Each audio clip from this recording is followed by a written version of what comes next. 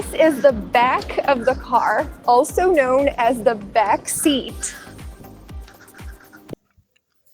The back of the car ama back seat waxaa la kursiga dambe ee gawaarida la back seat.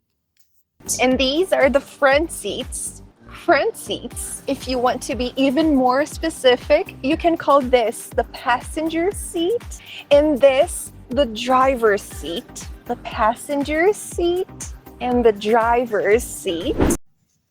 Kuraasta hore ee gawaaridan waxaa la lahaa front seat. Front seats alla haddaa rabtid inaad kala qaadidna front wax kala maan front waxaa laga wadaa hore laga wadaa front seats marka kuraasta hore ayay isku noqonaysaa. Haddaa rabtid inaad kala qaadid waxaad dhahaysaa kursiga darawalka midka ku dheggan waxaa la lahaa u dhow the passenger seat. The passenger seat. Darawalka kursigiisana waxaa la lahaa the driver seat.